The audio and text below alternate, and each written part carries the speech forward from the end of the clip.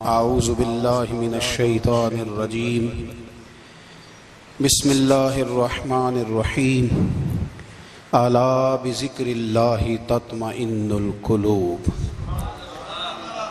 صدق اللہ العظیم وصدق رسولہ النبی الکریم ان اللہ وملائکتہ یصلون علی النبی یا ایہا الذین آمنوا صلوا علیہ وسلموا تسلیما اللہم صل علی سیدنا و مولانا محمد معدن الجود والکرم وآلہ وصحبہ وبارک وسلم۔ تمام تعریفیں حمد و ثنا اللہ تعالی جل جلالہ کے لیے۔ زاں بعد درود و سلام نبی اکرم نور مجسم شفیع معظم احمد مجتبیٰ جناب حضرت محمد مصطفیٰ صلی اللہ تعالی علیہ وسلم کی ذات والا صفات کے لیے حمد و صلات کے بعد قرآن مجید نے ارشاد فرمایا الا بذکر اللہ تطمئن القلوب، فرمایا خبردار ہو جاؤ، اللہ کے ذکر میں ہی دلوں کا اطمینان ہے، اللہ کے ذکر میں دلوں کا چین ہے۔ لوگ بہت سارا مال، بہت ساری دولت، بہت ساری عقل اور بہت سارا شعور ہونے کے باوجود بے سکون ہیں۔ جس چیز نے زمانے کو تکلیف میں مبتلا کر دیا ہے اور جو چیز ڈھونڈنے سے نہیں ملتی وہ اطمینان ہے، وہ قرار ہے۔ لوگ بھیک مانگتے ہیں، منت کرتے ہیں، دہائی دیتے ہیں کہ کہیں سے سکون کی دولت مل جائے، لیکن وہ میسر نہیں آ رہی۔ بڑے بڑے لوگ ہیں اور میں عرض کر چکا ہوں کہ مالدار بھی ہیں اور عقل مند بھی ہیں، باشعور ہیں، پڑھے لکھے ہیں، پر قلبی سکون، راحت، اطمینان، چین انہیں میسر نہیں آ رہا۔ راتیں جاگ کر گزر جاتی ہیں، دن آزمائش میں بیت جاتا ہے۔ وہ کبھی اس کے لیے ٹھنڈے علاقوں کا سفر کرتے ہیں، کبھی دوستوں کی مجلسوں میں جا کر کے بیٹھتے ہیں، کبھی گھر سے دور اکیلے میں تنہائی میں وقت گزارنے کی کوشش کرتے ہیں، لیکن دولت سکون ناپید ہوتی ہے، میسر نہیں آتی۔ عرش کا رب فرماتا ہے کیوں تو بھٹکتا پھرتا ہے، کیوں دائیں بائیں جاتا ہے، چپ کر کے مسجد آ جا اور لوگوں سے بچ کے تنہائی میں میرا ذکر کر۔ اللہ ملے گا کیا؟ فرمایا الا بذکر اللہ تطمئن القلوب، میں تیرے بے چین دل کو چین عطا کر دوں گا۔ وہ تیرا تڑپتا اور پھڑکتا ہوا مزاج، اسے میں سکون کی دولت دوں گا۔ یہ تجھے کہیں اور نہیں ملے گا، یہ میری یاد میں ملے گا۔ یہ چین، قرار، سکون تجھے یہیں میسر آئے گا۔ اطمینان قلبی زندگی کا حسن ہے بھائی، دولت سکون اصل ہے۔ بڑے ٹھنڈے کمرے میں کچھ لوگوں کو نیند نہیں آتی، اور داتا صاحب رحمۃ اللہ علیہ آپ جائیں تو دونوں سڑکوں کے بیچ جو فٹ پاتھ ہے نا، اس پہ بھی کچھ لوگ سوئے ہوتے ہیں۔ ادھر سے بھی گاڑیاں گزرتی ہیں، ادھر سے بھی گاڑیاں گزرتی ہیں، لیکن بس نیند ہے نا، اللہ کا فضل ہے، اس نے دے دی ہے، آنے والوں کو آ گئی ہے۔ اطمینان قلبی۔ میرا معاشرہ بے سکون ہے، بے قرار ہے۔ مجھے کچھ لوگ کہتے ہیں جی میں آج کل بڑا بور ہو رہا ہوں، تو میں کہتا ہوں یار ہمیں تو ٹائم ہی نہیں ملا آج تک بور ہونے کا، نہیں وقت ہی نہیں اتنا میسر آیا، کون سا ٹائم نکالے جس میں بندہ بور ہو؟ وہ تو ہے کہ انسان کچھ فارغ ہو، کہیں اس کے پاس گنجائش ہو تو بور بھی ہو لے۔ کیسے بور ہو لیتے ہو؟ یہ کیا ہوتا ہے بور ہونا؟ زندگی میں اتنا وقت ہی کہاں ہے کہ انسان بور ہوتا پھرے اور یہ تصور بناتا پھرے کہ میں بڑی آزمائش میں ہوں، تو میں بڑے بور ہو رہا ہوں، تو میں بڑی تکلیف میں ہوں۔ تو وقت بہت زیادہ ہے ہمارے پاس، لایانی کاموں میں ضائع بڑا ہوتا ہے، تو ہم بور ہوتے ہیں، پریشان ہوتے ہیں۔ اللہ فرماتے ہیں یہ جو میری یاد ہے نا، لیکن اس کا بھی ایک طریقہ ہے یاد کا، اس طریقے سے اگر میرے رسول کریم علیہ السلام نے فرمایا اللہ کا ذکر اس طرح کرنا کہ دیکھنے والا تمہیں دیوانہ سمجھے۔ لوگ سمجھیں کہ کوئی مجنون ہے، کوئی جنونی ہے، کوئی پاگل ہے۔ یہاں اللہ تعالیٰ معاف کرے، آپ ذکر کی مجلس چھیڑیں، آپ نعت شریف کی مجلس چھیڑیں تو بہت سارے لوگ پروفیسر بن جاتے ہیں، وہ ساری نہیں ہلاتے، ان کی زبان ہی حرکت میں نہیں آتی۔ حالانکہ رب کریم کا ذکر اس طرح کرو کہ دیکھنے والا تمہیں دیوانہ سمجھے، کہیں اور کھونے کی ضرورت ہی نہیں۔ میرے حبیب گویا ہمیں فرماتے ہیں تو رب کے ذکر میں اس طرح کھو جا کہ تجھے دنیا کا خیال ہی نہ رہے، تجھے پھر دنیا کی ہوش نہ رہے۔ لیکن اگر نماز میں بھی خیال غیر آئے، ذکر میں بھی توجہ کہیں اور ہو، زندگی میں وہ عجیب لمحہ تھا، وہ میرے ساتھ تھا اور میں تنہا تھا۔ اگر ماحول یہ ہو کہ آپ کہیں جسم کے ساتھ تو موجود ہوں، روح موجود نہ ہو، تو پھر لذت ذکر بھی میسر نہیں آتی، پھر کیف نہیں حاصل ہوتا۔ یاد رکھیں کہ اس طرح کھو کے رب کی یاد کہاں سے کیف آئے گا؟ الجھ ہی بڑا گئے ہیں۔ وہ مستی، وہ سرور، وہ کیف جو اللہ کے ذکر میں ہوتا تھا، جو کبھی مرشد کامل کے سامنے بیٹھ کر لوگ اللہ اللہ کرتے تھے تو لگتا یہ تھا کہ یہ یہاں ہیں ہی نہیں، یہ تو کہیں اور چلے گئے ہیں، یہاں موجود ہی نہیں۔ لیکن اب وہ موج نہیں، وہ شوق نہیں، وہ درد نہیں، وہ زید نہیں۔ اقبال تڑپ کے کہا کرتے تھے، خیرت کی گتھیاں سلجھا چکا ہوں، یا رب مجھے صاحب جنوں کر دے، اللہ مہربانی فرما، وہ کیفیت دے، وہ سرور دے۔ زندگی میں اگر اطمینان چاہتے ہو تو کبھی کبھی سب کچھ بھول کے نا تو مست ہو جایا کرو رب کی یاد میں۔ کبھی کبھی چھوڑ دیں دنیا، چھوڑیں یار موبائل، کسی وقت کریں اس کو بند، چھوڑیں اس بات کا خیال کہ فلانے نے سلوٹ کیا ہے کہ نہیں کی، چھوڑیں۔ حضرت باجزید بستامی رحمت اللہ تعالیٰ علیہ فرماتے ہیں میں نے اعتکاف کبھی اپنی مسجد میں نہیں کیا، یہ کہ سارے ہی ہاتھ چومنے والے، سارے ہی پیار کرنے والے۔ فرماتے میں جب اعتکاف کرتا تھا تو میں بستام سے دور نکل جاتا تھا جہاں کوئی مجھے جاننے والا نہ ہو۔ اٹھ بلیا چلو تھے وسیے جتھے وس دے نہیں سارے ینے، نہ کوئی ساڈی ذات پچھانے تے نہ کوئی سانو مننے، چل ادھر چلیں۔ اٹھ بلیا چلو تھے وسیے جتھے وس دے نہیں سارے ہی انے، نہ کوئی ساڈی ذات پچھانے تے نہ کوئی سانو۔ اتنا شوق ہے سلوٹ کرانے کا، اتنا شوق ہے تعارف کرانے کا، اتنا شوق ہے اپنا بتانے کا، تو یہ چیز غلبہ کر جاتی ہے، پھر نام رہ جاتا ہے، روح نہیں رہتی، پھر وجود رہ جاتا ہے، پھر باطن کی کیفیت نہیں رہتی۔ خدا را اپنے آپ کو بے چین نہ کرو، بے قرار نہ کرو، بے سکون نہ کرو، رب کی یاد میں آ جاؤ، درود و سلام میں آ جاؤ، نعت کے حسن میں آؤ، تلاوت کی دنیا میں آؤ، سجدوں کے نور میں آؤ، آؤ کبھی کھول کے دل مسجد کی صفائیاں کریں، آؤ نہ کبھی کوئی بوڑھا، دادی، نانی، دادا، ان کے پاس بیٹھ کے پیر دبا کے اللہ کو راضی کریں۔ یہ کیف والی جگہ ہیں، یہ سرور والی جگہ۔ اتنی بے چین ہماری زندگی ہے، بے قرار ہے، تڑپتے ہوئے لوگ، لڑتے ہوئے لوگ، ایسے لگتا ہے ابھی ایک دوسرے کا گریبان تھام لیں گے، بے قرار، بے چین۔ کسی کو انتظار کا کہا جائے نا کہ 10-20 منٹ کسی کا انتظار کرو تو بعض لوگ مجھے ایسے لگتا ہے جیسے یہ ان کا کلیجہ پھٹ جائے گا، ڈاکٹر کے انتظار میں بیٹھے ہیں تو بڑے پریشان ہیں۔ کسی کو ملنے گئے ہیں کو آدھا گھنٹہ بیٹھنا پڑ گیا تو بڑی دقت میں ہیں۔ اپنے آپ کو سکون دیں۔ آپ یقین کریں بڑا مزہ آتا ہے، کبھی کسی کا انتظار کرنا پڑے تو 2-4 تسبیح درود شریف پڑھی جاتی ہے، یعنی ذوق بن جاتا ہے کہ چلو اللہ نے موقع دیا ہے، کوئی سرکار کو یاد کر لیں، تنہائی مل گئی۔ ہمارا مزاج جس سختی کا شکار ہے وہ سختی آہستہ آہستہ ہمیں زیادہ آزمائش میں ڈال گئی۔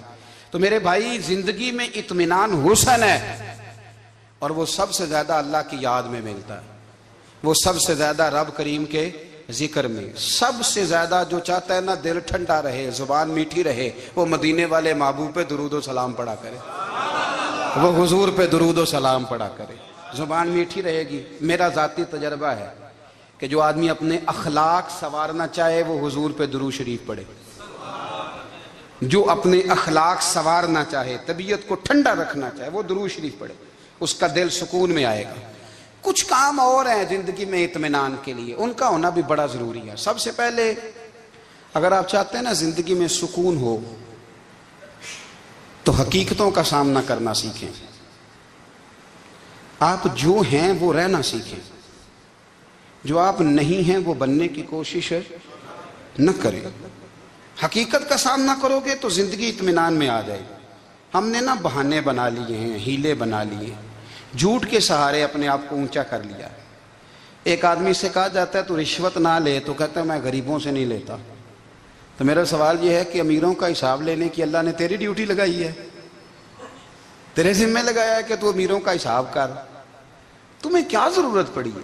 ہم نا بہانہ کرتے ہیں، رشوت لینے والے کا الگ بہانہ ہے اور سفارش والے کا الگ بہانہ ہے۔ حقیقت کا سامنا کریں، حقیقت کا۔ جو میرے ذمہ داریاں ہیں وہ میں نے پوری کرنی، جو آپ کی ذمہ داریاں ہیں وہ آپ جان نہ چھڑائیں، حقیقت پسند بنیں۔ میرے رسول کریم، پھر پڑھیے درود شریف، صلی اللہ تعالی علیہ وسلم۔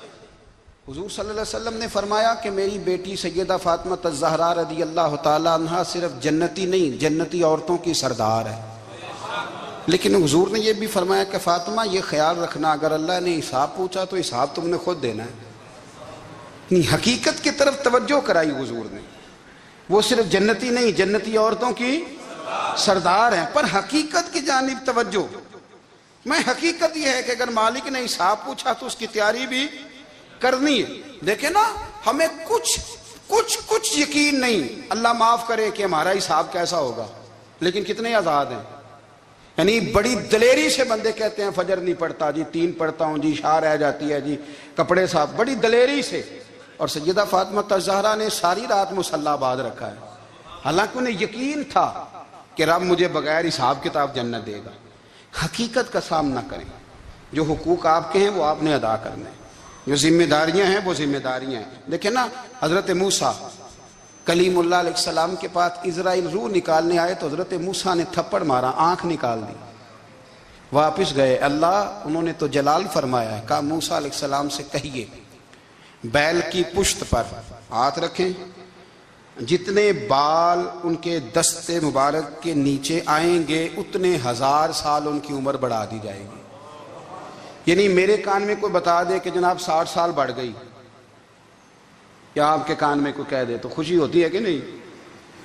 لیکن یہ حقیقت پسندی نہیں، اس لیے کہ 60 بھی گزر جائیں گے، 70 بھی، یہ حقیقت نہیں۔ حضرت موسیٰ کلیم، چلے میں مثال دیتا ہوں، سمجھ لے 10 بال، حالانکہ بہت زیادہ آتے ہوں گے، 10 بال اگر حضرت موسیٰ کے ہاتھ کے نیچے آئے تو 10,000 سال تو عمر بڑھ گئی نا۔ 10 یعنی 10 سال نہیں، 10 نہیں، 10 بہت زیادہ تھی نا۔ تو حضرت موسیٰ کلیم اللہ علیہ السلام سے آ کے عرض کیا گیا، حضور بیل کی پشت پر ہاتھ رکھیں، جتنے آپ کے ہاتھ کے نیچے بال آئیں گے اتنے 1000 سال عمر بڑھ جائے گی۔ تو حضرت موسیٰ نے حقیقت پسندی والی بات کی، فرمایا پھر کیا ہوگا؟ 10,000 سال کے بعد پھر کیا ہوگا؟ کہا حضور جانا تو پھر بھی ہے، فرمایا پھر ابھی چلتے ہیں۔ اگر جانا ہے نا، جانا ہے تو پھر، اگر جانا ہے تو پھر ابھی۔ اور سجنوں، اگر نماز پڑھنی ہے تو ابھی کیوں نہیں؟ اگر داڑھی رکھنی ہے تو پھر رمضان کا انتظار کیوں کریں؟ ابھی کیوں نہیں؟ اگر سچ بولنا ہے تو پھر، اگر رزق حلال کھانا ہے تو پھر انتظار کا ہے کا۔ حقیقت ہوتی ہے، بہانہ ہوتا ہے، حقیقت چھپ نہیں سکتی بناوٹ کے اصولوں سے، کیونکہ خوشبو آ نہیں سکتی کبھی کاغذ کے پھولوں سے۔ یہ بات یاد رکھیں، اگر جانا ہے تو حضرت کلیم فرمانے لگے پھر 10,000 سال کے بعد بھی جانا ہے تو آج بھی۔ ہمیں بے قراری زندگی میں اس لیے کہ ہم حقیقت پسند نہیں، ہم بہانوں میں، ہم ہواؤں میں جیتے ہیں، ہواؤں میں، خیالات میں زندگی گزارتے ہیں۔ بڑا ٹائم پڑا ہے، مثلاً کتنا میرے رسول کریم صلی اللہ تعالیٰ علیہ وآلہ وسلم نے ایک دن صحابہ سے فرمایا تمہیں حیا نہیں آتی؟ حضور کیا ہوا؟ فرمایا وہ والے مکان بناتے ہو جن میں تم رہ نہیں سکتے، وہ والا مال جمع کرتے ہو جو کھا نہیں سکتے، حیا نہیں آتی؟ عرض کی حضور حکم کریں تو محبوب فرمانے لگے جوتے کا ایک تسمہ بند کرتا ہوں تو سوچتا ہوں دوسرا بند کرنے سے پہلے موت آ جائے گی، ایک سانس اندر جاتی ہے تو دوسرا آنے سے پہلے میں یاد کرتا ہوں کہ مجھے دنیا سے جانا ہے۔ تمہیں حیا نہیں آتی؟ وہ مکان بناتے ہو جن میں رہ ہی نہیں سکتے، وہ مال جمع کرتے ہو جو کھا۔ حقیقت پسند نہیں بھائی ہم۔ بہت سارے لوگ ہیں بڑی باتیں سناتے ہیں، بڑی، میں کہتا ہوں اصل میں نا زیادہ باتیں سنا کے نا بیچارہ اپنے آپ کو مطمئن کرنا چاہتا ہے. اصل بات یہ ہے کہ اندر سے نا ہلا ہوا ہے، کچھ بھی نہیں، بڑا زیادہ ہنستا ہے اور مجھے لگتا ہے کہ کوئی گہرا زخم چھپا رہا ہے. اس لیے ملمہ سازی، حقیقت پسند بنو، حقیقت پسند. یاد رکھنا، من ترک صلاۃ متعمدا فقد کفر. میرے رسول نے حقیقت بیان کی، فرمایا جس نے ایک نماز بھی جان بوجھ کے چھوڑی اس نے رب کے رب ہونے کا انکار کیا، اس نے کفران نعمت کیا. یہ حقیقت ہے، کوئی کلیریفیکیشن نہیں، کوئی وضاحت نہیں. جو نماز نہیں پڑھتا جھوٹ بولتا ہے، غلط بیانی کرتا ہے. جو شخص رزق حرام کما کے کہتا ہے کہ اس کے بغیر گزارا نہیں چلتا، وہ جھوٹ بولتا ہے. اس لیے کہ رب فرماتا ہے جب تجھے پیدا کیا ہے تو تیرا رزق میرے ذمہ ہے. اللہ فرماتا ہے کہ لا یکلف اللہ نفسا الا وسعها، میں کسی پر وہ بوجھ نہیں ڈالتا جو اٹھا نہ سکے. نماز فرض کیا، اس کا مطلب ہے ہم پڑھنے کے قابل ہیں. اس نے ہمارے ذمہ داریاں لگائی ہیں تو مطلب یہ ہے کہ ہم ذمہ داریاں ادا کرنے کے قابل ہیں، ورنہ وہ کہتا ہے میں وہ بوجھ ڈالتا ہی نہیں جو تجھ سے اٹھایا نہ جائے. اگر چاہتے ہو کہ زندگی میں اطمینان ملے تو خدا را حقیقت پسندوں والی زندگی گزارو. یہ فضاؤں میں زندہ رہنا، ہواؤں میں اللہ بڑا معاف کرنے والا ہے، اللہ بڑا کریم ہے، معاف کر دے گا. تو بھئی یہ بات صحابہ کو بھی پتا تھی، یہ اہل بیت کو بھی خبر تھی، تو وہ تو ایک ایک بات کا لحاظ کرتے تھے. یہ غوث اعظم کو بھی پتا تھی، یہ ان کے والد کو بھی پتا تھی جنہوں نے کسی کا ایک سیب کھا لیا تھا تو 12 سال اس کے گھر میں نوکری کرتے رہے. انہیں نہیں پتا تھا اللہ بڑا کریم ہے، معاف کر دے گا، ایک سیب ہی ہے نا. تو حقیقت پسندی آپ کو سکون دے گی. اور اگر آپ نے اپنے آپ کو غیر مطمئن کیا ہوا ہے، بات کچھ اور ہے، اور آپ نے اپنے آپ کو ڈال کسی اور طرف لیا ہے، تو پھر آپ کو سکون مل سکتا؟ سکون حقیقت پسندی میں، اصل میں سکون ہوتا ہے، اداکاری میں سکون نہیں ہوتا. تیسری بات سنیں، اگر آپ چاہتے ہیں زندگی میں مطمئن رہیں تو دنیا داروں سے امیدیں توڑ دیں، اللہ اور اس کے رسول سے امید وابستہ کریں، اولیاء اللہ سے امیدیں وابستہ کریں، صحابہ اور اہل بیت سے امیدیں، اللہ اور اللہ والوں سے امیدیں، دنیا داروں سے امیدیں. آپ کو پتہ ہے دنیا دار کی تباہی کب ہوتی ہے؟ جب انہیں خوشامدی مل جاتا ہے. چودھری کا بیڑا اس وقت غرق ہوتا ہے جب اسے چودھری کہنے والے زیادہ ہو جاتے ہیں. سیٹھ صاحب اور نواب صاحب بیچارے تباہ تب ہوتے ہیں بھولے پن میں، جب ان کے دائیں بائیں ریلا ہوتا ہے سیٹھ صاحب کہنے کا. لوگ انہیں کھانا چاہتے ہیں، پیار ان کا نہیں ہوتا، ان کی جیب کا ہوتا ہے. محبت ان سے نہیں ہوتی، ان کی کرسی سے ہوتی ہے. ضروریات کا پیار ہوتا ہے، تباہ کر دیا جاتا ہے. ہماری ساری توقعات دنیا داروں سے وابستہ ہو گئی ہیں. ناراض نہ ہونا، پیروں نے، مولویوں نے، درویشوں نے، انہوں نے بھی سیٹھ رکھے ہوئے جلسوں کی صدارت کرانے کے لیے. یعنی مذہبی جلسہ ہے، اس میں بہت زبردست پڑھے لکھے صاحب تقوی عالم کا خطاب ہے، اور کی صدارت وہ بندہ کر رہا ہے جس نے عشاء کی نماز بھی نہیں پڑھی. وہ بندہ صدارت کر رہا ہے، کیوں؟ اس لیے کہ اس نے ₹1,00,000 دیا محفل میں. خدا را دنیا داروں سے امیدیں چھوڑ دیں، ورنہ آپ کمزور پڑ جائیں گے، آپ کی امیدیں ٹوٹیں گی.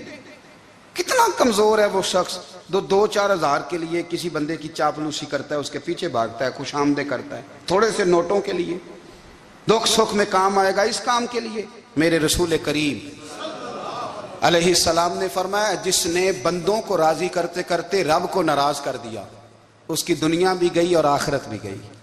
اور فرمایا جس نے بندوں کی پرواہ نہیں کی، اللہ کو راضی کیا، فرمایا اگر رب راضی ہو گیا تو لوگوں کے دلوں میں بھی محبت پیدا فرما دے گا. کیا ضرورت ہے خوشامد کرنا دنیا داروں کی، سیٹوں کی، نوابوں کی، چاپلو. اور میں آپ کو ایک بات بتاؤں، ہوتا پتہ کیا ہے؟ یہ جو حب جا اور حب با ہوتی ہے نا، اس سے پیٹ نہیں بھرتا. آپ کو اگر خوشامد کرنی ہے تو پھر آپ کو ساری زندگی کرنی ہے. پھر ان کو بھی پتہ ہوتا ہے کہ تعلق کس بنیاد پر ہے، اس میں کبھی بھی خلوص پیدا نہیں ہوتا. آپ بے چین رہتے ہیں، بے قرار رہتے ہیں، آپ کو تکلیف رہتی ہے ہمیشہ. کبھی بھی دنیا داروں سے امیدیں وابستہ نہ کریں. ایک بات سنیں بڑی شاندار، امام غزالی نے لکھی ہے. امام غزالی فرماتے ہیں کہ ہارون الرشید نہ حج کر کے واپس آیا بغداد میں، تو کونے میں حضرت بہلول دانا بیٹھے تھے. رش بہت تھا، مجمع بڑا تھا. حضرت بہلول دنا بھی سڑک کے کنارے بیٹھے تھے تو سپاہی کہنے لگے یہاں سے اٹھ جاؤ، فرمانے لگے ہارون رشید کی زمین نہیں، زمین میرے رب کی ہے، میں کیوں اٹھوں؟ وہ قریب سے گزرا تو سلام لی، تو آپ نے اس کا پروٹوکول دیکھا تو فرمانے لگے ہارون رشید تجھ سے تگڑے تگڑے موٹے موٹے پروٹوکول میں نے لوگوں کے دیکھے ہیں، اور یہ جو تیرے دائیں بائیں آج تیرے نعرے لگا رہے ہیں یہ پہلے ان لوگوں کے نعرے لگایا کرتے تھے، اور تھوڑا وقت گزرنے دے، جو تیرے بعد آئے گا نا یہ سارے پھر ان کے نعرے بھی لگائیں گے۔ تو جھوٹ کی دنیا میں زندہ ہے، ان سے تو نے امیدیں وابستہ کی ہیں، یہ کل اس کے نعرے لگائیں گے۔ اس کے دل پہ بڑا اثر ہوا، گھوڑے سے اتر آیا، آگے کہنے لگا حضور آپ نے مجھے بڑی اچھی نصیحت کی ہے، میرا دل بڑا ٹھنڈا ہوا ہے، میں نے سنا ہے آپ مقروض ہیں، کچھ لوگوں کا قرض، تو مجھے کوئی حکم ہی کر دیں۔ آپ ہنسنے لگے، فرمانے لگے یار تو بڑا ہی بیوقوف ہے، بڑا ہی بیوقوف ہے تو، میں تجھے نصیحت کر رہا ہوں تو مجھے الجھا رہا ہے، حضور کوئی حکم کر دیں۔ کیا خوبصورت انداز ہے رب کریم کے بندوں کا۔ حضرت بہلول دانا فرمانے لگے تیرا رب کون ہے؟ کہا اللہ، تو فرمایا میرا کون ہے؟ کہا اللہ۔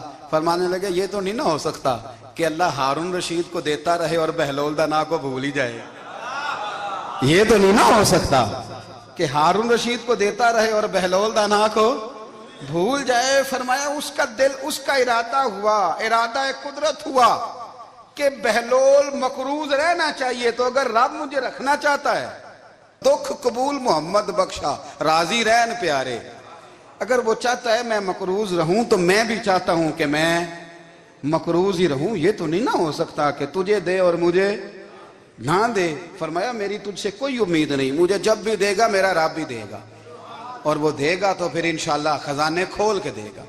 دنیا داروں سے امیدیں وابستہ کرنا، لوگوں کے پیچھے، یہ چھوڑ دیں، آپ بے چین رہیں گے، بے قرار رہیں گے۔ اللہ والوں سے ضرور امیدیں وابستہ کریں، اس لیے کہ ان کے پاس جو کچھ ہوتا ہے وہ دراصل رب کا ہی ہوتا ہے۔ لیکن سیٹھوں سے، نوابوں سے، سیاستدانوں سے باز آ جائیں، ہماری بڑی امیدیں وابستہ ہیں۔ میں اکثر کہتا ہوں جتنے پھیرے نوکری کے لیے دنیا دار کے دروازے پہ لگائے ہیں نا، اس سے کم دفعہ مسجد میں نفل پڑے ہوتے تو رب اتنی بڑی مہربانی فرما دیتا۔ تیسری بات یہ یاد رکھیں، اگر سکون لینا چاہتے ہیں نا، اگر سکون لینا چاہتے ہو نا تو لوگوں کو ڈسکس کرنا بند کر دو۔ کس کو اللہ نے کتنے پیسے دیے ہیں وہ جانے اور اللہ جانے، کس کو اللہ نے کتنی گاڑیاں دی ہیں وہ جانے، اور لوگوں کو ڈسکس کرنا جی۔ یعنی میں ایک جگہ بیٹھا تھا تو ایک صاحب گاڑی والا گزرا، گاڑی میں بیٹھ کے، اس کا پڑوسی تھا، کہندے تھا منہ ہے کار والا، میں کہ وہ تے ہے تاں ہی بیٹھا ہے، تے ہن میں کہ سمجھانا سی نا انہوں، میں کہ توں تے میں حساب لائیے بھی ساڈے کول کوئی نہیں، وہ تے ہے، لیکن نا اللہ نے اسے دی ہے نا، تو اللہ نے چاہا نا وہ کار میں بیٹھے، تو اس نے پھٹے پہ بیٹھ کے یہ تبصرہ کیا کہ منہ ہے کار والا، میں کہ ابھی وہ تے ہے تاں کار ہے۔ اب مجھے اور تجھے اندازہ لگانا چاہیے کہ ہم کیا یہ بحث ہے، یعنی اللہ کو چاہیے تھا معاذ اللہ کے پہلے تجھ سے پوچھتا کہ اسے کار دینی ہے کہ نہیں، کیا مطلب فضول بحث ہے۔ وہ چیز ہمیں اتنا تنگ کرتی ہے، اتنی تکلیف دیتی ہے کہ آپ یقین کریں سارا دن اسی کو ڈسکس کرتے ہیں، سارا دن اس کے پاس گاڑی ہے، اس کے پاس کار ہے، فلانے کا پیسہ 1 نمبر ہے، فلانے کا 2 نمبر ہے، فلانے کا 6 نمبر ہے۔ اصل بات کے اندر حسد ہے، اس کو نکالو۔ ایک بات کہنے لگا ہوں، اسے یاد رکھنا، میرے اعلیٰ حضرت رحمۃ اللہ علیہ فرمایا کرتے، حسد کرنے والا بندوں پر اعتراض نہیں کرتا، اللہ پر اعتراض کرتا۔ وہ کہتا ہے اللہ اسے کیوں دیا ہے، اتنا کیوں دیا ہے، معاذ اللہ وہ اللہ کی تقسیم پر اعتراض کرتا۔ حسد کرتے ہو بے چین رہو گے، حسد آپ کے دل کو تڑپا کے رکھ دے گا، چھوڑے۔ اللہ بڑا کریم ہے، جس کو جہاں چاہتا ہے وہاں بٹھا دیتا ہے۔ آپ قطعاً اس بحث میں نہ پڑیں کہ اللہ نے کس کو کتنا دیا ہے، کب دیا ہے، کیوں دیا ہے، وہ بڑا بے نیاز ہے۔ حسد آپ کو تباہ کرے گا۔ دنیا میں پہلا گناہ جو ہوا تھا وہ حسد تھا۔ ابلیس نے حضرت آدم سے حسد کیا، کہنے لگا میں بہتر ہوں، سرداری اس کو مل رہی ہے، یہ تو اللہ کو پتہ ہے نا کس کو دینی ہے۔ اور دنیا میں پہلا قتل حسد کی وجہ سے ہوا، حابیل قابیل کے درمیان حسد کا معاملہ تھا۔ خاتون کا نکاح اس سے کیوں ہو رہا ہے، مجھ سے ہونا چاہیے۔ حسد تباہی کرتا۔ اب یقین کریں، یعنی دکاندار کے سامنے دوسری دکان پڑتی ہے اور پریشان ہو جاتا ہے، وہ کہتا ہے میرا کیا بنے گا، لا حول ولا قوت الا باللہ العلی العظیم۔ یعنی تیرا کیا خیال ہے کہ تیرے حصے کی روٹی وہ کھا جائے گا؟ اتنا چھوٹا دل، یعنی تیرا موقف یہ ہے کہ تیرے حصے کا نصیب اس تک چلا جائے گا، یہ تیری خواہش ہے؟ ایک دوسرے کی کمزوریاں بیان کرنا، اس کا تو مال ہی ناقص ہے جی، اس کے تو پاس ہی کچھ نہیں، یہ تو کمزور لوگوں کا طریقہ ہے۔ میرے رسول کریم علیہ السلام گزر رہے تھے، پت جھڑ کا موسم تھا، خزاں کا موسم تھا، درختوں کے پتے جھڑ رہے تھے، صحابہ کو ساتھ لے کے حضور گزرے اور ایک درخت کی ٹہنی کو پکڑ کے حضور نے ہلایا۔ صحابہ فرماتے ہیں کہ چھم چھم اس کے پتے گرے، زمین پر ڈھیر لگ گیا۔ حضور نے فرمایا دیکھا تم نے کیا ہوا؟ حضور ہاں۔ فرمایا کتنی تیزی سے پتے جھڑے ہیں، صرف تنا رہ گیا ہے اور خالی ٹہنیاں رہ گئی ہیں، کوئی حسن بچا ہے؟ حضور نہیں۔ تو نبی کریم فرمانے لگے جو حسد کرتا ہے نا اس کی نیکیاں بھی اسی طرح جھڑ جاتی ہیں، اسی طرح۔ اور ایک جگہ حضور فرمانے لگے جس طرح راکھ لکڑی کو آگ جب آگ کھا جائے تو پھر لکڑی کو لکڑی نہیں کہا جاتا، راکھ کہا جاتا ہے، کوئلہ کہا جاتا ہے، اس کی اصل باقی یعنی اسے کھائی جاتی ہے۔ تو حضور علیہ السلام فرمانے لگے جس طرح آگ لکڑی کو کھا جاتی ہے، فرمایا اسی طرح حسد نیکیوں کو کھا جاتا ہے، نیکیاں رہتی نہیں۔ حسد کرنے والے کے پاس نیکیاں یعنی ان کی اصل شکل موجود، کبھی بھی حسد نہیں کریں۔ اللہ کی تقسیم ہے، جس کو چاہے جب چاہے جتنا چاہے عطا کرے۔ اور چوتھی بات میرے بھائی، کبھی بھی بغض نہ پیدا کریں، بغض والے لوگ بے سکون رہتے ہیں۔ بہت ساری کمزوریاں ہمارے اندر ہوتی ہیں نا، پھر اللہ ہماری روزی تو نہیں نہ بند فرماتا، یہ تو نہیں کہتا کہ زمین سے نکل جاؤ۔ اگر یہی والا معاملہ ہو جو ہمارا ہے کہ شادی پہ اس نے میرے ساتھ برا سلوک کیا تھا، اب ساری زندگی بغض رکھنا ہے، اگر یہی معاملہ فرشتے اللہ کی بارگاہ میں کہیں کہ یا اللہ اس نے فلانے دن شراب پی تھی، اب اس کو زمین میں نہیں رہنے دینا، نظام زندگی چلے گا؟ تو اگر اللہ ہمیں معاف کرتا ہے تو ہم بندوں کو معاف کیوں نہیں کرتے؟ آپ یقین کریں اتنی لمبی عداوتیں، اتنا لمبا حسد، اتنا لمبا بغض، اتنا لمبا۔ حدیث میں نے پڑھی، میں حیران رہ گیا۔ میرے نبی کریم علیہ السلام نے فرمایا اپنی بیوی سے کبھی بغض نہ رکھنا، اگر اس کی ایک بات ناپسند ہو تو اسے چھوڑ کے وہ بات دیکھو جو تمہیں پسند ہے۔ میں اس حدیث کو پڑھ کے سوچنے لگا کہ کیا بیوی کا بھی بغض رکھتے ہیں لوگ؟ اب حضور نے کہا ہے تو اس کا مطلب ہے لوگ بیوی کا بغض بھی رکھتے ہیں۔ اب اس پر استدلال کر کے مجھے کہنا پڑے گا کہ سسرال والوں کا بغض بھی رکھتے ہیں، کہنا پڑے گا کہ بھائی کے سسرال والوں سے بھی بغض رکھتے۔ اس حدیث کی روشنی میں سمجھا کہ لوگ بھابھی کا بغض بھی رکھتے ہیں، بغض، ورنہ عادتیں تو ہماری بھی کئی بری ہوتی ہیں۔ اگر عادات ایک وجہ بنے اختلاف کی تو عادتیں تو ہماری بھی کئی بری ہیں، لیکن ہم اپنی بری عادتوں سمیت اپنے آپ سے پیار کرتے ہیں، اور سامنے والے کی ایک بھی عادت بری ہو تو اس سے بغض رکھتے ہیں۔ بغض نہ پیدا کریں۔ میرے نبی پاک علیہ السلام نے فرمایا کچھ چیزیں تمہارے دین کو مونڈ ڈالیں گی، تباہ کر دیں گی، کاٹ دیں گی۔ حضور کون سی؟ فرمایا حسد، تکبر اور بغض، یہ تمہارے دین کو تباہ کر دیں۔ ہم بے چین اس لیے ہیں کہ ہم نے بہت سارے لوگوں کا بغض پالا ہوا ہے، اور ہر فیلڈ میں سیاستدان نے سیاستدان کا، ذاتیات پر اتر کے بات کرتے ہیں، معزز ترین لوگ، تاجر نے تاجر کا، اللہ ماشاءاللہ بعض جگہ پہ اہل علم بھی ایک دوسرے سے عداوت رکھتے ہیں۔ خدا را دل رب کریم کے آنے کا ٹھکانہ ہے، یہ صاف ہوگا تو اس میں رب رسول کے جلوے ہوں گے، اگر اس میں عداوت ہو، اس میں بغض ہو، اس میں کینہ ہو، نفاق ہو۔ سنیں میرے رسول کریم حضرت ابوبکر صدیق رضی اللہ تعالیٰ عنہ کہتے ہیں میں رو ہی پڑا۔ مکہ فتح ہوا نا تو اکرمہ بن ابو جہل نے پیغام بھیجا کہ میں نا کلمہ پڑھنے کے لیے آ رہا ہوں۔ بات لمبی ہے، میں موضوع پہ رہنا چاہتا ہوں۔ کہتے ہیں جب وہ آنے لگا نا تو نبی پاک نے ہم سب کو بلایا، ہم حاضر خدمت ہوئے تو حضور فرمانے لگے کہ اس کے باپ نے نا بڑا ظلم کیا ہے ہمارے ساتھ، ابو جہل نے بڑا ستایا ہے، بڑی تکلیف دی ہے۔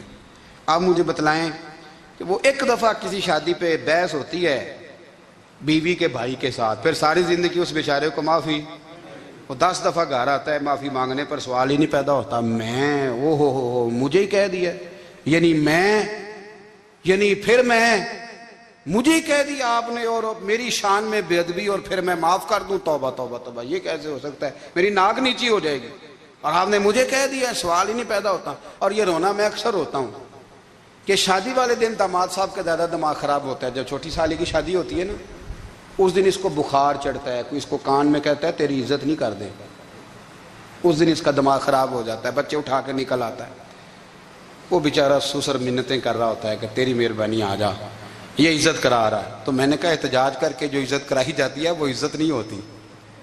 ہاں یہاں مانگ کے عزت لیتے ہیں لوگ، یا احتجاج کی کوئی عزت ہے؟ آپ کے اندر کمالات اتنے ہوں کہ آپ کی عزت کرنے کو دل چاہے، یعنی مزہ آئے، یعنی لطف آئے، یعنی آپ دور بیٹھے ہوں تو کسی کا دل کرے آپ کو اسٹیج پہ بلانے کے لیے۔ یہ کیا بات ہوئی کہ چھائے جانا اور بھاگ کے آگے جانا؟ ان سے نکلیں۔ اکرمہ بن ابو جہل کلمہ پڑھنے کے ارادے سے آ رہے ہیں، حضور علیہ السلام نے صحابہ کو بلایا۔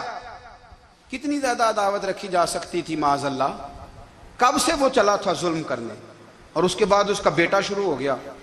کتنی باتیں تھیں جو ناقابل معافی تھیں، پر کریم رسول نے ہمیں بتلایا ہے کہ سکون والی زندگی کہتے کس کو ہے۔ جب سب لوگ جمع ہو گئے تو حضور نے فرمایا بھئی وہ کلمہ پڑھنے آ رہا ہے، اس کے باپ نے ظلم بڑے کیے ہیں، پر میری نصیحت یہ ہے کہ اس کے سامنے اس کے باپ کو برا نہ کہے، خبردار کوئی اس کے سامنے کوئی بات نہ کرے۔ اب وہ کلمہ پڑھنے آ رہا ہے، مطیع ہو کے آ رہا ہے، بان کے آ رہا ہے۔ کہتے ہیں اللہ کے رسول نے نا کافی دیر تک خطبہ دیا، بریفنگ دی، بات سمجھائی۔ جناب صدیق اکبر کہتے ہیں میں رو پڑا۔ ایک صحابی مجھے کہنے لگے تمہیں کیا ہوا؟ تو میں نے کہا میں مصطفیٰ کی رحمت پہ رو رہا ہوں، دیکھو کن کے لیے حضور گراؤنڈ بنا رہے ہیں، اے دیکھو کن کے لیے حضور تیاری کر رہے ہیں، جنہوں نے ساری زندگی دشمنی کی۔ خدا را یہ اندر سے عداوتیں نکال پھینکو۔ او بھائی اتنا تو لمبا ٹائم ہی کوئی نہیں، اتنا تو وقت ہی کوئی نہیں، اس کو صاف رکھو۔ بندہ کوئی کر بھی گیا تو کوئی حرج نہیں، چنگی مندی سجنا کولوں 100 واری ہو جاندی، یار یاراں دا گلا نہیں کر دے۔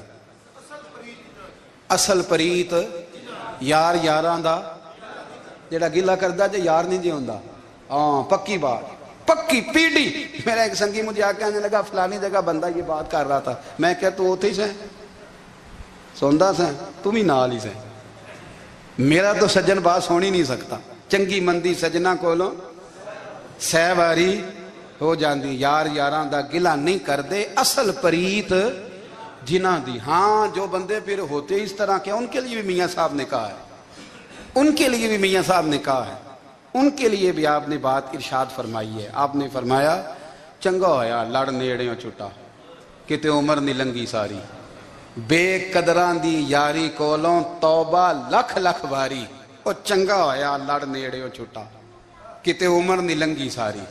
جو اس طرح کا تھا نا شکوے کرنے والا، بغض رکھنے والا، فرمایا بے قدران دی یاری کولوں توبہ، یعنی لاکھ تے لاکھ کنے ہو گئے، یعنی 2 لاکھ باری توبہ کی تھی انہوں نے، گنی نہیں جا سکتی جتنی میاں صاحب نے توبہ کر دی۔ بے قدرے دوست، بے قدران دی یاری کولوں توبہ لکھ لکھ باری، چنگا ہویا لڑ نیڑیوں چھٹا، کتے عمر نہیں لنگی ساری۔ تو مہربانی کریں، ایک تو اگر آپ مطمئن رہنا چاہتے ہیں تو کبھی کبھی نا مست ہو کے ذکر الہی کریں، مست ہو، وہ والا ذکر نہیں جس میں آپ موبائل بھی دیکھ رہے ہیں اور کہانیاں بھی۔ میرے سامنے کو بندہ جمعے والے دن یا تقریر کے درمیان تسبیح لے کے بیٹھ جائے تو میں اس سے پوچھتا ہوں تو دو کام ایک ٹائم جی میں پہ کرنا ہے؟ میری بھی بات سن رہے ہو، تسبیح پڑھی تو ممکن ہی نہیں۔ تسبیح تو تسبیح ہے، جب وہ ہوگی تو پھر کوئی اور کام سوال ہی نہیں پیدا ہو۔ ایک تو ذکر کریں محو ہو، دوسری بات حقیقت کا سامنا کریں۔ آپ اگر مطمئن رہنا چاہتے ہیں تو حقیقت پسند بنیں۔ تیسری بات حسد چھوڑ دیں، دوسروں کو ڈسکس کرنا چھوڑ دیں، آپ یہ دیکھیں کہ اللہ نے مجھے کیا کچھ دیا، اس پہ راضی رہیں۔ اور چوتھی بات عداوت چھوڑ دیں، سینے میں کینہ چھوڑ دیں، آپ کی زندگی مطمئن ہو جائے گی، آپ خوشحال رہیں گے۔ وہ جو آپ لفظ کہتے ہیں نا کہ میں بور ہوں، میں پریشان ہوں، اس سے آپ نکل آئیں گے۔ اللہ ہمیں محبوب کی غلامی میں زندہ رکھے، غلام